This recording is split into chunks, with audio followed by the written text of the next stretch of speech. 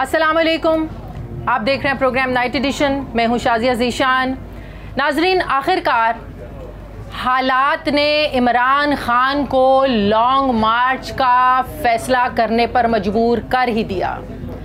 इमरान खान साहब बाकायदा आज से लॉन्ग मार्च शुरू कर चुके हैं। वो लॉन्ग मार्च कर रहे हैं कि अवाम का एक समंदर लेकर इस्लामाबाद जाएं, मुतालिबात हुक्मरानों के सामने रखें। और ये कोई नाजायज़ मुतालिबात नहीं है इमरान खान के। इमरान खान का एक ही मुतालिबा है अर्ली इलेक्शंस। इमरान खान का दूसरा मुतालिबा है साफ शफाफ इलेक्शंस। अवाम को यह हक होना चाहिए कि अवाम अपने वोटों के ज़रिए जिसको चाहे हुक्मरानी दें और उनको ये हक दें कि कौन उन पर हुक्मरानी करे और इस मुल्क और अवाम की किस्मत का फ़ैसला करे। ये कोई नाजायज़ मुतालिबात नहीं है। मैं अभी इस इंटरव्यू से पहले ऊपर कंटेनर पर थी। शायद मैं अल्फाजों में भी बयान नहीं कर सकती जो लोगों के जज्बात थे, जो लोगों की तादाद सिर्फ मैंने लिबर्टी चौक पर देखी। मैं तकरीबन 2:30 बजे से इस कंटेनर में मौजूद हूँ और मेरे ख़्याल में 3 से 4 मिनट का फ़ासला ये 3 घंटे में इस कंटेनर ने तय किया है। इतना जम्मे गफ़ीर है। और जो लोग इस लॉन्ग मार्च में खून खराबे की जिन्होंने बात की, फिर जो मैसेजेस दिए गए, उससे एक ही पैगाम मिलता है, इस अवाम ने दिया है कि वो किसी किस्म का बयानिया बाय करने को तैयार नहीं है। अब इमरान खान साहब का अगला लाहे अमल क्या है? इमरान खान उन हुक्मरानों से मुतालिबात उनके सामने रखने जा रहे हैं जिनको ये अवाम मानने को तैयार नहीं है। उन हुक्मरानों से जिन्होंने इस अवाम का जीना मुहाल कर रखा है, वो तो अर्ली इलेक्शंस करवाने के लिए तैयार नहीं हैं। तो फिर इमरान खान साहब के पास नेक्स्ट स्ट्रैटेजी क्या होगी? क्योंकि मैंने अपनी जो सहाफ़ी ज़िंदगी है, इसमें लॉन्ग मार्च के ज़रिए, धरनों के ज़रिए, एहतजाज के ज़रिए हुकूमतों को बदलते नहीं देखा। क्या होगी इमरान खान साहब की स्ट्रैटेजी? और जो इमरान खान साहब के जो साथी हैं जो अब एक्सपोज हो रहे हैं, क्या इमरान खान अवेयर हो गए हैं, मोहतात हो गए हैं और क्या इमरान खान साहब अब मज़ीद अपने लोगों पर एतबार करने के लिए तैयार हैं? नहीं, मैं इन सब सवालों के जवाब लूँगी। मेरे साथ मौजूद हैं पाकिस्तान तहरीक इंसाफ के चेयरमैन साबिक वज़ीर आज़म इमरान खान साहब। अस्सलाम वालेकुम। बहुत बहुत शुक्रिया सर, आपने वक्त दिया। सर, मैं तो बयान कर चुकी हूँ जो लोगों का जम्मे गफ़ीर है या लोगों के जो जज्बात हैं। सर, आप ऐसी हुकूमत के सामने मुतालिबात रखने जा रहे हैं जो अर्ली इलेक्शंस का मुतालिबा मानने को तैयार नहीं है। आप इस्लामाबाद पहुंचकर क्या करेंगे सर? देखिए, एक पहले तो जो एक डेमोक्रेटिक पार्टी होती है वो सिर्फ आवाम के अंदर अपने आवाम को लेके साथ चलती है और आवाम की कुव्वत से चेंज लेके आती है। और चेंज पाकिस्तान में जब तक आवाम की कुव्वत से नहीं आएगा तो हमारा मुल्क, ये जो हम ग़ुलामी हैं, कभी बैरूनी मुल्क, कभी सुपर पावर्स की ग़ुलामी करते हैं, कभी हम ताकतवर की ग़ुलामी करते हैं, चाहे वो कब्ज़ा ग्रुप हो जो इस तरह के चोर हैं या मार्शल लॉज हैं। तो ये हम एक मुल्क आज़ाद ज़िंदगी नहीं गुजार सकता। और सबसे बड़ी बात यह है कि यह रूल ऑफ लॉ नहीं है। यहाँ एक ताकतवर के लिए कानून है, दूसरा कमज़ोर के लिए। जिस तरह की यहाँ चीज़ें की गई हैं, आज़म स्वाति से जो उसका तशद्दुद किया उसके ऊपर, उससे पहले शहबाज गिल के ऊपर, फिर वो जमील फ़ारूक के ऊपर, फिर कई सोशल मीडिया के लोगों को पकड़ के उन्होंने उठाया, फिर सहाफ़ियों को। अरशद शरीफ की जो सबसे बड़ी ट्रेजेडी है कि एक धमकियाँ मिल रही हैं, वो कह रहा है मेरी ज़िंदगी को ख़तरा है, वो अदालत को कह रहा है, वो प्रेसिडेंट को ख़त लिख रहा है और इसके सब के बावजूद वो उसको बाहर जाना पड़ा। और बाहर जाना पड़ा क्योंकि उसको डर था, या बोल ही नहीं सकता, ख़तरा था। बाहर भी उसको पता था ख़तरा है। उसने शीरीन मज़ारी के पास मैसेज है। तो ये पाकिस्तान इसलिए नहीं बना था कि एक छोटा सा कब्ज़ा ग्रुप जो मर्ज़ी चाहे, कानून भी ऊपर है, चोरी भी करे, NRO भी मिल जाए, फिर इस तरह के तशद्दुद भी करें लोगों पे, जो मुँह खोले उसके ऊपर नंगा करके भी उनको मारें। इसलिए पाकिस्तान नहीं बना था। पाकिस्तान एक कायद आज़म जो सबसे बड़े आइनी कानूनी एक्सपर्ट थे, वकील थे, जो रूल ऑफ लॉ में बिलीव करते थे, और अदल और इंसाफ बुनियाद है एक इस्लामी माशरे की, तो वो ही नहीं है। और उसी के लिए इंसाफ आज़ाद करता है। तो ये सारी जो अब हमने बड़ी कोशिश की कि शायद ये समझ आए कि अवाम बाई इलेक्शन सारे हम जीत गए, इन्होंने पूरी कोशिश की, सब कुछ किया, 55 जलसे कर चुके हैं, इतने कभी अवाम पब्लिक निकली नहीं है। उसके बावजूद ये डरे हुए हैं इलेक्शन से, और सिर्फ इनका मकसद ये है कि ये कब्जा करके मुल्क में बैठे रहें और अपनी चोरी ख़त्म करवाएं, अपने करप्शन केसेस ख़त्म करवाएं। सर वो तो बहुत कुछ हो चुका है, आप देखें अरबों रुपए के मनी लॉन्ड्रिंग के केसेस भी ख़त्म हो गए हैं, मरीम नवाज़ को भी रिलीफ मिल गया है, अब आखिरी कोशिशें आपको पता है नवाज़ शरीफ साहब को रिलीफ देने के लिए हो रही हैं। सर इस्लामाबाद में पहुंचकर पुरअमन आप बार बार कह रहे हैं कि आप लोगों का एहतजाज होगा, आपको नहीं लगता जो फैसल वाउडा ने भी प्रेस कॉन्फ्रेंस की, खून खराबे की बात की, इन चीज़ों का फ़ायदा उठाते हुए शरपसंद अनासिर इसमें इंटरफेयर कर सकते हैं? देखिए डरा के जी मतलब ये इनका मतलब ये है, और ये तो फैसल वाडा तो नहीं, इसके पीछे कोई और बोल रहा था, लोगों को डराता फिरता सबको, और ये तशद्दुद के पीछे भी यही आदमी है। क्या ये चाहते हैं कि क्योंकि हमें डर है, खौफ है कि कुछ हो ना जाए, इसलिए हम इन चोरों की गुलामी कर लें? क्या ये चाहते हैं? मैं ये कहता हूँ कि इससे बेहतर इंसान मर जाए, इन चोरों की गुलामी से बेहतर मौत है, क्योंकि मैं तो नहीं एक्सेप्ट करने लगा और ना ही कौम एक्सेप्ट करने लगी। हर तरह के हालात का मुकाबला करने के लिए आप तैयार हैं? राना सनाउल्लाह पूरी तैयारी किए बैठे हैं, 900 कंटेनर्स इस्लामाबाद में लग चुके हैं, रबड़ की गोलियां तैयार हैं, आंसू गैस के शेल्स तैयार हैं। सर हर तरह के हालात का मुकाबला करने के लिए तैयार हैं। कातिल को एक उसकी अपनी पार्टी वाले कहते हैं, सारा फैसलाबाद जानता है कातिल, उसको इंटीरियर मिनिस्टर बना दिया है। वो जिसको शहबाज शरीफ और बेटों को सजा होने वाली थी FIA केसेस में, वो प्राइम मिनिस्टर बना दिया है। ये जो इसहाक डार है, जो रिटर्न एफिडेविट दे के गया था कि शरीफ ख़ानदान के लिए मनी लॉन्ड्रिंग करता है, अभी भी अवेलेबल है, उसको फाइनेंस मिनिस्टर बना दिया है। और अगर किसी इस्टेब्लिशमेंट का ख्याल है कि हम इसको कबूल कर लेंगे क्योंकि उन्होंने फ़ैसला किया है, उनको भी इसी गलत फहमी में नहीं रहना चाहिए। उनको पता होना चाहिए कि आज अवाम किधर खड़ी है। ये बिल्कुल इस वक्त जो कर रहे हैं मुल्क के साथ, ये मैं इसको मुल्क से गद्दारी कहता हूँ। ये गद्दारी है मुल्क से। ये चोरों को हम समझे कि जी हम भेड़ बकरियाँ हैं, हम इनको एक्सेप्ट कर लें, ये नहीं होने लगा। ये लोग कहते हैं कि 2014 और आज में बड़ा फ़र्क है, तब इमरान खान के पीछे इस्टेब्लिशमेंट खड़ी थी, आज का लॉन्ग मार्च, आज का धरना, ये इमरान खान के लिए आसान नहीं होगा। देखिए मुझे ना कोई इस्टेब्लिशमेंट की पहले कभी ज़रूरत थी, ना आज ज़रूरत है, क्योंकि मैं कभी भी मैं तो कोई जुल्फ़िकार अली भुट्टो नहीं था जो कि एक मिलिट्री डिक्टेटर का पहले वो रहा, उसका मिनिस्टर रहा 8 साल। ना मैं कोई नवाज शरीफ हूँ जो जनरल जलानी के सरिये लगाते लगाते उसको चीफ मिनिस्टर बना दिया, या उनके बच्चे हैं। मैंने तो 22 साल मेहनत करके अपनी ज़ीरो से पार्टी खड़ी की है, मुझे कोई किसी की ज़रूरत नहीं है। मैं कभी भी, और एक और कहा गया वहाँ प्रेस कॉन्फ्रेंस में कि जी इमरान खान कोई गैर आइनी काम करता है। ये मैं सवाल पूछने आगे चल के पूछती हूँ मैं आपसे सवाल। मैं ये इनको बता दूँ कि मैंने पूरी कोशिश की साफ और शफाफ इलेक्शन के लिए कि वो EVM मशीन्स आए। हाँ। क्यों मैं कह रहा था EVM मशीन्स? क्योंकि उससे सारा धांधली ख़त्म हो जाती। और मुझे अफसोस से कहना पड़ता है कि जो ये इलेक्शन कमीशन के पीछे जो पावर बैठी हुई थी, उन्होंने भी नहीं आने दिया, क्योंकि वो भी चाहते हैं मैनिपुलेट करें इलेक्शन। मैं कोई किसी के ताकत पर नहीं आना चाहता, मैं साफ और शफाफ इलेक्शंस, और इसलिए EVM मशीन्स लेके आया था। क्रिकेट की दुनिया में 200 साल तारीख में मैं हूँ वो कैप्टन जो न्यूट्रल अंपायर लेके आया था, पहले न्यूट्रल अंपायर नहीं थे। अच्छा, लॉन्ग मार्च धरने में भी बदल सकता है सर? वो तो हम अभी आहिस्ता आहिस्ता अपनी प्लान्स बताएंगे। अभी तो हम ये समझे ना कि हम इस्लामाबाद पहुँच रहे हैं, तो ये हफ्ता लगेगा, हफ्ता लगेगा, आप देख ही रहे किस स्पीड पे चल रहे हैं, तो टाइम तो लगेगा। लेकिन हमारी पूरी कोशिश होगी कि, और सारा कानून के बीच में रहेंगे। और मैं अदलिया को भी कहना चाहता हूँ कि 25 मई को हमारे पास जुल्म हुआ, कोई सो मोटो एक्शन नहीं लिया गया। उन्होंने हमारा राइट था पुरअमन एहतजाज, उन्होंने हमारे पर शेलिंग सब कुछ किया, लोगों को पकड़ा, जेलों में डाला। और अब हम अब पहले से अदलिया को कह रहे हैं कि हमने कोई गैर आईनी कानूनी चीज़ नहीं करनी, और ये करेंगे तो ये, क्योंकि इनके इंटरेस्ट में इंतशार, लोगों से ये डरे हुए हैं। और हम उम्मीद रखते हैं कि हमारी जो अदलिया है वो हमारे फंडामेंटल राइट्स को प्रोटेक्ट करेगी। खान साहब मुझे एक ब्रेक लेनी है, नाज़रीन वापस आते हैं एक छोटे से वक्फे के बाद।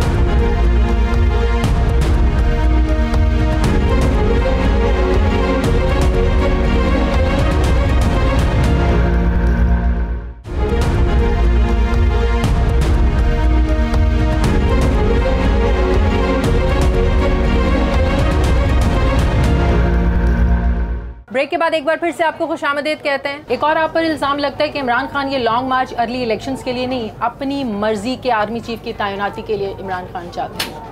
अपना मर्जी का आर्मी चीफ उन लोगों को चाहिए जिनको अपने मर्जी के जज चाहिए, जिनको अपने मर्जी के आईजी चाहिए, जिनको अपना मर्जी का नैब का हेड चाहिए, जिनको अपना FIA का हेड चाहिए, क्योंकि उन्होंने करप्शन छुपानी होती है। तो वो चाहते हैं कि जो भी ताकत में पोजीशंस हो वो अपना आदमी हो। इमरान खान को ना कोई करप्शन छुपानी है, ना कोई कानून तोड़ना है। मैं मेरिट के ऊपर सारी ज़िंदगी सिलेक्शन किया। मुझे बताए इनकी पार्टीज़ देखें और मेरी पार्टी देखें, बताए कितने मेरे रिश्तेदार पोजीशंस में और मेरे दोस्त पोजीशंस में। इनको तो सारी फैमिली पार्टीज़ है, इनको तो मेरिट का मतलब ही नहीं समझ, क्योंकि ये आते हैं चोरी करने के लिए और चोरी बचाने के लिए। चोरी करो फिर NRO ले लो। तो इनको सारी मेन पोजीशंस पे अपने आदमी चाहिए होते हैं।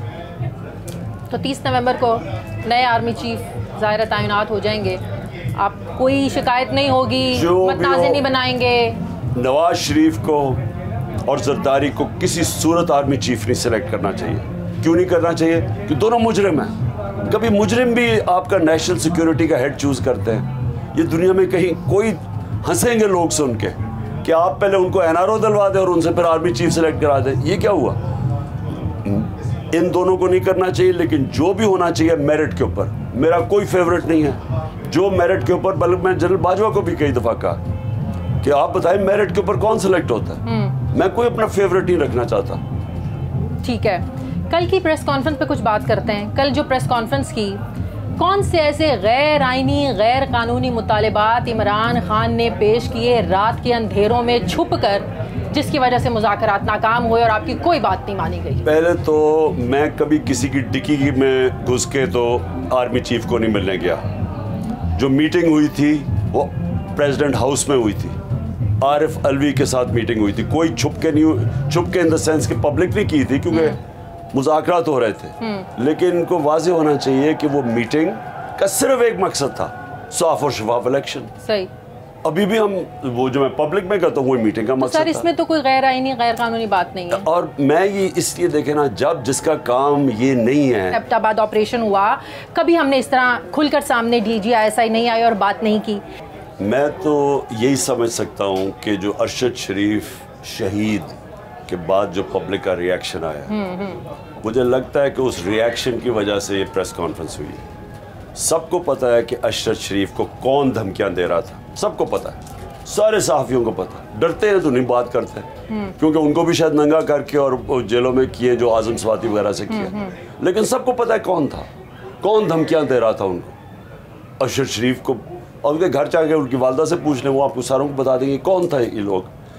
अब उसका रिएक्शन आया, उसके रिएक्शन के ऊपर इन्होंने आके ओवर कॉम्पनसेट किया और ऐसी ऐसी बातें की जिसका मैं बड़ा सख्त जवाब दे सकता हूँ। लेकिन मेरे मुल्क की फ़ौज है, इदारा मेरे मुल्क का है, उसको नुकसान पहुंचना मेरे मुल्क को नुकसान है, इसलिए मैं अपना मुंह बंद किया हुआ है। पिछले 3.5 सालों में सर आप पर इतना ही दबाव रहा है, इतना ही प्रेशर रहा है, आप अपनी मर्जी से फैसले नहीं कर सकते थे, अपनी मर्जी से आप कानून साजी नहीं कर सकते थे। आपने 12 ये बात की कि कानून साजी करवानी हो, फैटफ बिल का मसला हो, कुछ भी हो, आपको मिन्नतें करना पड़ती थी कि आओ इनको लेकर आओ और कानून साजी करवाओ। तो 3.5 साल आप इतने बेइख्तियार थे।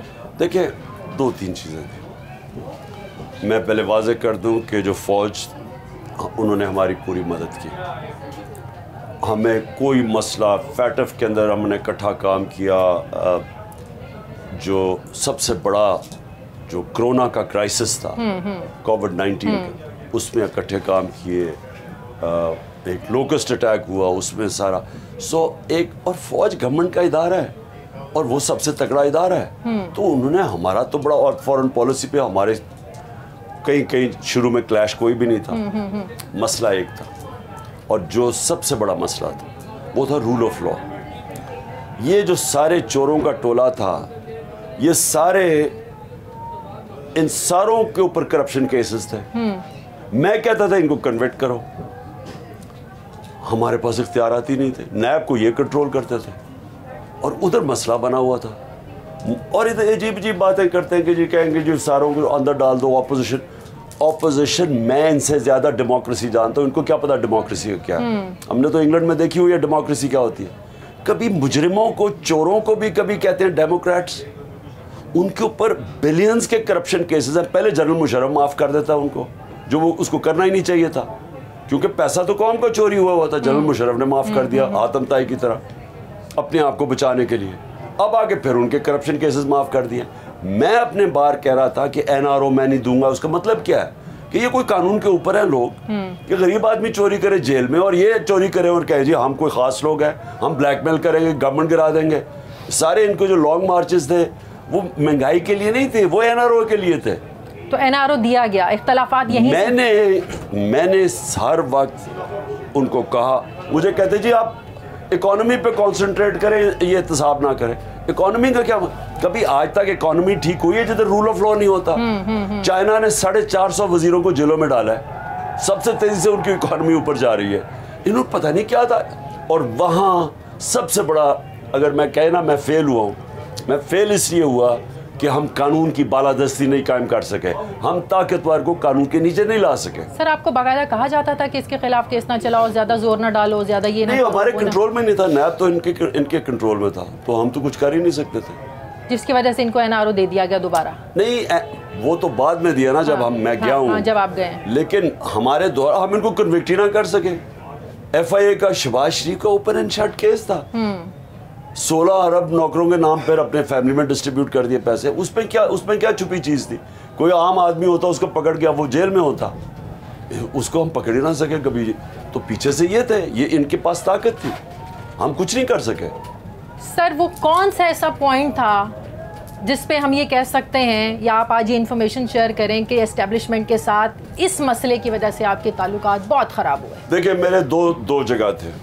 एक तो ये था एहतसाब, वो पहले दिन से ओपनली सबको पता है, मीटिंग्स में मैं कहता था कि आप ये इनको चोरों को पकड़ नहीं रहे, ठीक है, और आप इनको छोड़ रहे हैं। वो हर किस्म की हर एक्सक्यूजेस, तो आप कुछ भी जस्टिफाई कर दें, ये है वो है, मुल्क है। अब अजरदारी के ऊपर क्या चीज़ है, इनको किस सबूत की ज़रूरत है? वो जो मुराद अली शाह था, उसके सारे करप्शन पूरा, मुझे नैब के चेयरमैन ने कई दफ़ा कहा जी ये तैयार बैठे, हमारा ये ओपन एंड शट केस है, वो इजाज़त नहीं मिल रही। इजाज़त कहीं और से मिलनी थी। तो मैं वही कह रहा हूँ ना, मेरे से तो नहीं इजाज़त लेनी थी ना, पावर हमारे पास तो नहीं था वो नीचे। एक तो वो था, और दूसरा एक उस्मान बुज़दार को हटा के जी अलीम खान को लगा दो, ये दूसरा था। इधर सुना एक वक्त पे आप तैयार भी हो गए थे एंड में, जब एक स्टेज आया एंड में कि जब अब हमने आपस में डिस्कस किया कि हमने कहा कि देखें इस वक्त इन्होंने गवर्नमेंट गिराई तो ये मुल्क डिस्टेबलाइज हो जाएगा। मुल्क के लिए अगर आप इस वक्त पॉलिटिकल अनसर्टेनिटी क्रिएट करेंगे तो इकोनॉमी बैठ जाएगी। ये मैंने खुद बताया, इनको शौकत तरीन ने भी बताया। हमने पूरी कोशिश की कि उस स्टेज के ऊपर ये डिस्टेबलाइजेशन ना होने दो। तो उसका प्राइस उन्होंने कहा कि ठीक है जी अलीम खान, मैंने वैसे उन्हें कहा, मैंने कहा जिस वक्त आप अलीम खान को लेके आएंगे तो उसको खड़े हो जाएंगे लोग जो कहेंगे हम नहीं उसको वोट डालेंगे, और वही हुआ। अच्छा, अलीम खान चौधरी परवेज़ लाई ने कहा हम नहीं उसको वोट डालते, तो वही होना था।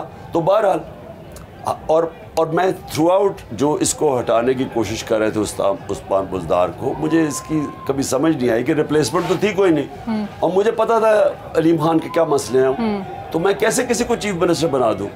तो मैंने बताया भी, बहरहाल 2 मेरे मसले थे, यही 2 हमारे इख्तलाफात थे। उसके अलावा तो हमारी बल्कि बड़ी अच्छी रिलेशनशिप थी। उसके बाद आपके मसाइल ऐसे ख़राब होना शुरू हुए? नहीं, ये 2 इश्यूज़ रहे हमारे थ्रू आउट। एंड में जाके मुझे नहीं समझ आई कि इन्होंने कहा हम न्यूट्रल हो गए, और उसके बाद गवर्नमेंट चली गई, और उसके बाद साइफर आ जाता है। साइफर आता है 6 मार्च को, साइफर आता है 7 मार्च को वो हो जाती है नो कॉन्फिडेंस पुश। हाँ साहब, यहीं से शुरू करते हैं, मुझे ब्रेक लेनी है। नाज़रीन वापस आते हैं छोटे से वक्फे के बाद।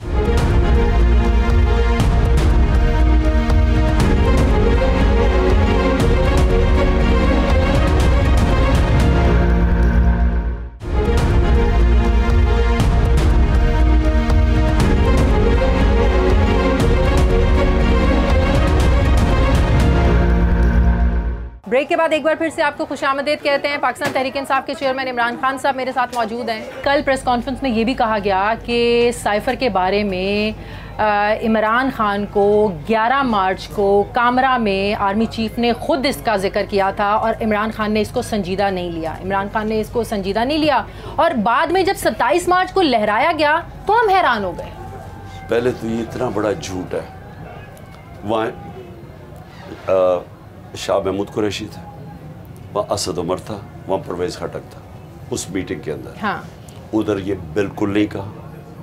ये वहाँ सिर्फ ये हमें उन्हें कहा कि ये साइफ़र आया, ये अमेरिकनों से आया ये साइफ़र, और हम इनको डिमार्श करेंगे। क्योंकि साइफ़र के अंदर उसने लिखा हुआ था एम्बेसडर ने कि कभी उसकी ज़िंदगी में इस तरह की बात नहीं की गई कि एम्बेसडर को कह रहा है कि जनाब अपने प्राइम मिनिस्टर को हटा दो। तो हमने क्या करेंगे, मैंने इसको सिर्फ ये बताया। और उसके बाद क्योंकि OIC कॉन्फ्रेंस आ रही थी 1920 को थी, हमने जान के उसके लिए हम रुके रहे। अच्छा। ये बिल्कुल इन्होंने गलत, मैं इसलिए कह रहा हूँ कि बड़ी गलत बयानी की, और भी गलत बयानियाँ थी, ये करनी नहीं चाहिए। और मैं नहीं चाहता कि मैं ज़्यादा बात करूँ कि मेरे इदारे को ना नुकसान पहुँचे। लेकिन वो कहते हैं कि साजिश के कोई शवाहिद भी नहीं मिले, हमने तहकीकात भी की, तो ये सिर्फ अपने मफादात के लिए और फ़ौज को आवाम के सामने लाने के लिए और गलत फहमियाँ पैदा करने के लिए इमरान खान ने मीडिया को भी जो है वो अपने बयानिए का सिखाया, उनको फीड किया और कुछ चैनल्स को भी। लेकिन सबसे पहले तो वहाँ सच की भी बड़ी बात हुई। मैं सोच रहा था सच आना चाहिए सामने। सच क्या है? साइफ़र सच है, साइफ़र अवेलेबल है, साइफ़र नेशनल सिक्योरिटी काउंसिल में प्रेजेंट हुआ है। नेशनल सिक्योरिटी काउंसिल जिधर आर्मी चीफ बैठा हुआ था और जिधर ये ISI चीफ बैठा था, उसके सामने प्रेजेंट हुआ है। उन्होंने कहा मुदाखलत हुई है। अगर मुदाखलत नहीं हुई तो नेशनल सिक्योरिटी काउंसिल ना कहती। मुदाखलत क्या हुई है? एम्बेसडर को कह रहे हैं कि प्राइम मिनिस्टर को बदलो, नो कॉन्फिडेंस मोशन में। वो प्रेजेंट हुआ, मिनट्स अवेलेबल हैं उसके। उन्होंने फिर डिमार्श किया उसको, तो इसमें झूठ क्या है? कभी आपने सोचा है कि आप के तो ज़ाहिर है अमेरिका से कोई ज़ाती दुश्मनी नहीं है, मुल्कों के दरमियान जो ताल्लुकात होते हैं ज़ाहिर अपने अपने मफाद होते हैं, तो अमेरिका को ऐसी इमरान खान से क्या प्रॉब्लम थी? अमेरिका इमरान खान को हटाना क्यों चाहता था?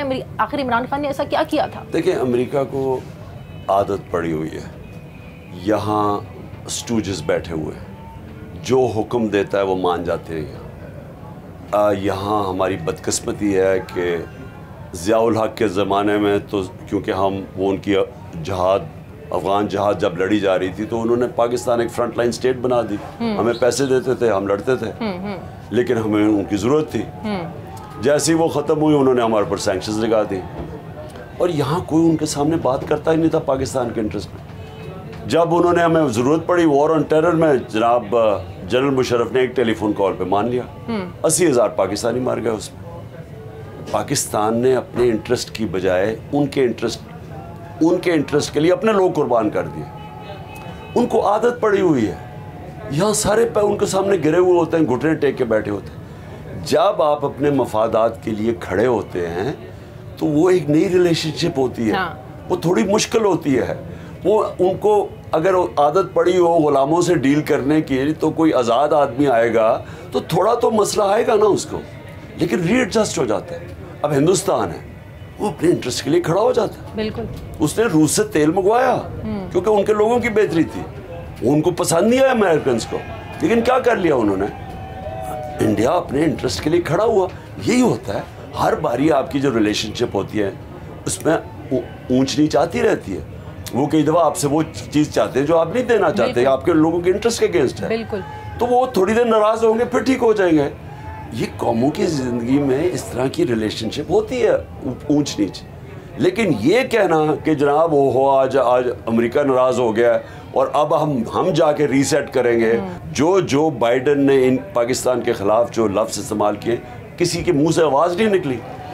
इतने ये डरपोक लोग, और मैं इनको गुलाम ज़हनियत के लोग हैं, उसने इतनी बुरी पाकिस्तान को most dangerous place in the world कहला दिया। इनके मुंह से बात नहीं निकली, न्यूक्लियर प्रोग्राम की बात कर दी उसने। क्यों नहीं इन्होंने कोई बात की? बिल्कुल। जब आपने रशिया का दौरा किया उसके बाद ये सारी ज़ाहिरा कहानी जो है ना वो चेंज हो जाती है। रशिया के दौरे पर जब आप गए, सबको पता था, इस्टेब्लिशमेंट को पता था, आप सबको बता कर गए, कोई प्रेशर था कि ना जाएं? कोई एक आवाज़ भी आई कि खान साहब नहीं जाना चाहिए? कोई एक आवाज़, बल्कि फॉरेन सेक्रेटरी सारे थे पुराने एक्स, सबसे हमने पहले, ये बड़ी कंसल्टेटिव प्रोसेस के बाद फैसला हुआ था। बिल्कुल। सारे स्टेक होल्डर्स का फैसला था। वो जो साइफर था जिसमें डोनाल्ड लू और हमारा एम्बेसडर था, वो अमेरिकन कहता है कि जी हमारा अपने इमरान खान ने खुद फैसला किया जाने का। उस एम्बेसडर ने बताया कि नहीं, सारे स्टेक होल्डर्स का फैसला था। मैंने जाने से पहले जनरल बाजवा से बात की, उन्होंने कहा हमने खुद सबसे कंसल्ट किया कि हाँ हमें जाना चाहिए, अब मुझे जाना चाहिए, कोई मैं अकेले तो सब बाद में कोई आपके साथ खड़ा क्यों नहीं हुआ? नहीं, वो तब तक कॉन्स्पिरेसी वो दूसरी बन चुकी थी, रजीम चेंज की गेम तब तक चल पड़ी थी। क्या ये बात दुरुस्त है कि इमरान खान ने मार्च में जनरल बाजवा को गैर मुइना तौसीक की पेशकश की थी, जिसे जनरल बाजवा ने ठुकरा दिया? हमने देखिए, मुझे एक गुस्सा है क्योंकि हर चीज़ कॉन्टेक्स्ट में पेश किया करें कि वो किस कॉन्टेक्स्ट में बात हो रही थी। बात इस कॉन्टेक्स्ट में हो रही थी कि हमारी माइशत 6% पे ग्रो कर रही थी। हमने वहाँ से उठाई थी जिधर मुल्क बैंकरप्ट था। कोरोना के 2 साल के बावजूद हमारी माइशत तेज़ी से ऊपर जा रही थी। 17 साल के बाद हमारी बेहतरीन इकोनॉमिक परफॉर्मेंस थी। हमारी इंडस्ट्री 11% पे ग्रो कर रही थी। हमारी 4 फसलों के अंदर रिकॉर्ड बम्पर क्रॉप्स थे। आईटी एक्सपोर्ट 75% बढ़ रही थी। रिकॉर्ड रेमिटेंसेस थी, रिकॉर्ड टैक्स कलेक्शन थी। मुझे पता था कि उस वक्त अगर ये साजिश कामयाब होगी, हमारी ये इकॉनमी कोई संभाल नहीं सकेगा। तो मैंने जनरल बाजवा को, क्योंकि इसने कल बात की इसलिए मैं कहता हूँ खुफिया बातें हो रही थी, मैंने उससे कहा कि अगर ये एक्सटेंशन की बात है और या आर्मी चीफ की सिलेक्शन की बात है और इसकी वजह से ये सारी डिस्टेबलाइजेशन है, तो हम कंसीड कर रहे हैं। मैं तो पहले ही आर्मी चीफ ऑन मेरिट चाहता था, और अगर एक्सटेंशन की बात है तो हमें बता दें, क्योंकि अगर इसी की वजह से ये आप क्योंकि तबाही आनी थी और वो तबाही आ गई। इन्होंने जो गिराई गवर्नमेंट, ये जो हुआ, क्योंकि ये रोक तो सकते थे ना, साजिश हो रही थी, पावर तो इनके पास थी, इन्होंने नहीं रोका। आज जरा हाल देख लें 6 महीने में हुआ क्या, तो जरा ये फिर पूरी बात करें कि इस तरह ना करें आके कि जी हमने उनको ऑफर दे दी। उधर से इनकार हुआ। उस वक्त तक मेरे ख्याल में उन्होंने फैसला कर लिया था कि वो एक्सटेंशन नहीं लेंगे। नहीं, एक्सटेंशन की बात नहीं, उन्होंने ये फैसला हो गया था कि रोकेंगे नहीं ये जो रिजीम चेंज हो रहा है। इमरान खान अगर हुकूमत में आते हैं नए इलेक्शन में, जो आवाम का एक जोश जज्बा और आवाम की एक सोच बता रही है, इमरान खान फिर इत्तेहादियों के साथ हुकूमत में जाना रहना पसंद करेंगे? कभी भी एक कमज़ोर गवर्नमेंट के साथ नहीं जाऊंगा जिस तरह पहले गया था। और अगर मुझे पहले पता होता कि ये होना है जो हमारी गवर्नमेंट, क्योंकि कमज़ोर गवर्नमेंट में आप कुछ कर ही नहीं सकते थे। यानी जो सबसे बड़ी चीज़ है ना, देखिए, मेरी पार्टी का नाम है इंसाफ की तहरीक। हाँ। तो सबसे इम्पोर्टेंट चीज़ होती है रूल ऑफ लॉ, उसके बाद माशरे में खुशहाली आती है। हम वो कर ही ना सके क्योंकि नैब इनके हाथ में थी, नैब तो हमारे हाथ में थी नहीं, तो सारे केसेस वहाँ पड़े हुए थे। सो बड़ा मुश्किल था हमारे लिए गवर्नमेंट का चलाना। तो मैं समझता हूँ कि अगर आप रिफॉर्म्स करना चाहें तो आप कभी भी कमज़ोर गवर्नमेंट से नहीं कर सकते, जो मैं चाहता था। अगर आप इन तरह की गवर्नमेंट चलानी चाहे, बंदर बांट करनी चाहे, सारे पैसे बनाने, तो वो तो खैर आप सबको रिश्वत दे दें। अगर आप यानी आप सारों को रिश्वत खिला दें, हर कोई हड्डी दे दें, तो सारे मिलके खाना शुरू कर देंगे, गवर्नमेंट चल जाएगी। तो आपको मौका मिले नए इलेक्शंस में, मतलब कि आपको पता हो कि आप हुकूमत बना सकते हैं, इसको ले ले, तो आपकी तरफ से साफ इनकार है? नहीं, अगर इस तरह जो ये कोलिशन गवर्नमेंट या कमज़ोर, बिल्कुल नहीं करेंगे हम, क्योंकि कोई फ़ायदा कोई नहीं ना उसका। गवर्नमेंट में आके करना क्या? गवर्नमेंट में आप आते हैं, मैं गवर्नमेंट, मैंने क्या लेना है गवर्नमेंट में आके? मैंने कौन सी कोई फैक्ट्री, नवाज शरीफ ने इस दौर में 17 फैक्ट्रियाँ बना चुका था जितने दौर में मैंने गवर्नमेंट किए। तो अगर तो यही इसी तरह की फ़ायदे उठाने हो तो आप गवर्नमेंट में आ जाए। लेकिन अगर आपने मुल्क में चेंज, जो मेरा तो मकसद सिर्फ चेंज था, मैं तो वैसे ही अपने घर में रहता था, तो मैंने तो कोई अगर अब मैंने आना है, तो अगर मैं चेंज नहीं ला सकता, यानी रूल ऑफ लॉ एस्टैब्लिश नहीं कर सकता, तो कोई जरूरत नहीं कर सकते। क्या इमरान खान ये यकीन से कह सकते हैं कि अगर साफ और शफाफ इंतखाबात हों तो 2/3 मेजॉरिटी के साथ इमरान खान आएंगे?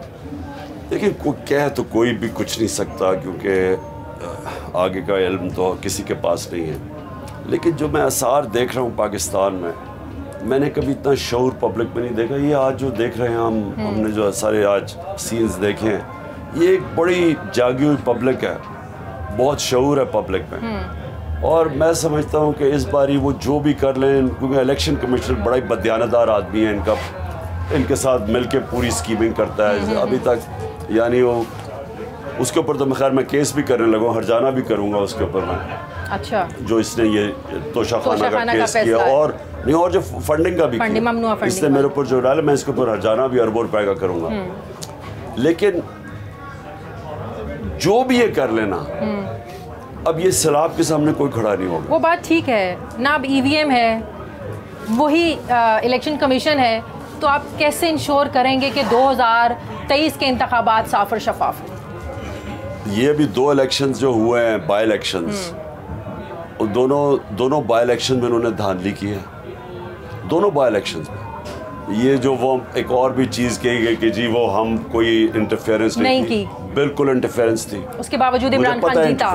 मुझे पता इंटरफेरेंस थी और उसके बावजूद हम जीते। तो मैं ये समझता हूँ कि ये जो जनरल इलेक्शन होगा, इसमें ये जो मर्जी कर ले, ये नहीं जीत सकेंगे। नाज़रीन, मुझे यहाँ पर एक ब्रेक लेनी है, वापस आते हैं एक छोटे से वक्फे के बाद।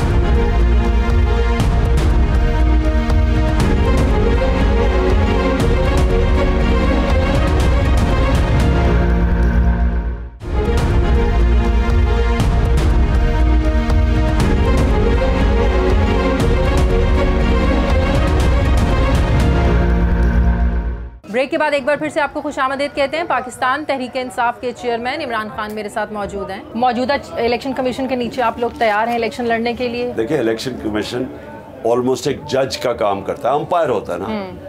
अब अंपायर के ऊपर अगर सबसे बड़ी पार्टी कह रही है कि हमारे पर तुम्हें इत्मीनाद ही नहीं है, तो वो खुद ही बैठ जाए, रिक्यूज कर ले अपने आप को।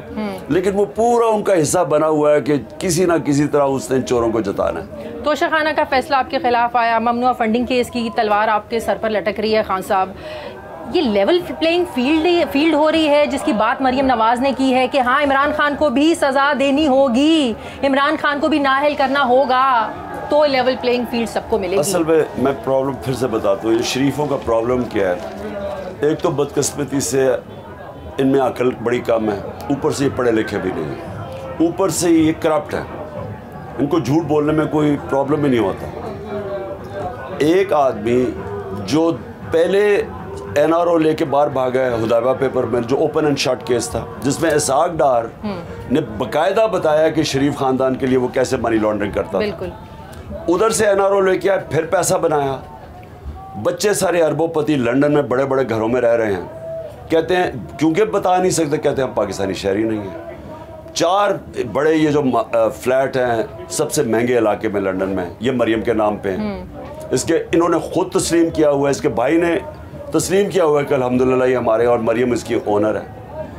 वो आदमी से मुझे कंपेयर कर रहे हैं, जो आदमी झूठ बोल के 2 दफ़ा बाहर भागा हो, जो एक्सप्लेन ना कर सका अरबों रुपए की प्रॉपर्टीज़, जो और उसके ऊपर किताबें हो इसकी करप्शन पे, उसको कह रहे हैं कि इमरान खान क्योंकि वो नाअहल हुआ था तो इमरान खान पे। ये स्टूपिड ही हो सकते हैं, इनमें अकल होने की बड़ी कमी है इन लोगों में।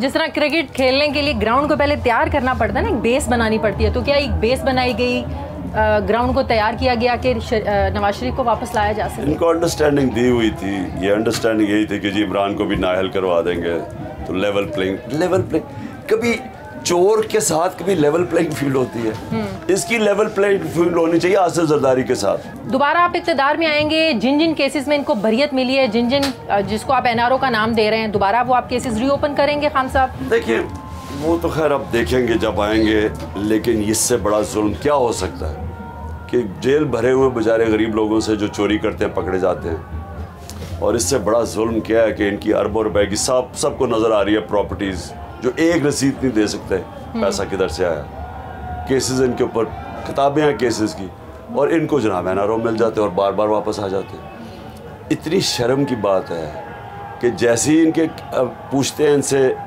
हिसाब लेना शुरू करते, बाहर भाग जाते हैं, वहाँ से डील करके वापस आ जाते हैं, फिर पैसे बनाते हैं।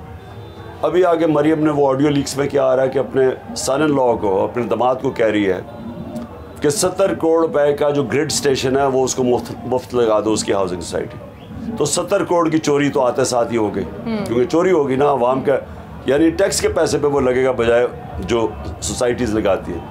और फिर इंपोर्ट करिए हिंदुस्तान से मशीनरी अपने दामाद के लिए, आधी आ गई आधी और आ रही है, जो बैंड है। आधी आपके दौर में आई?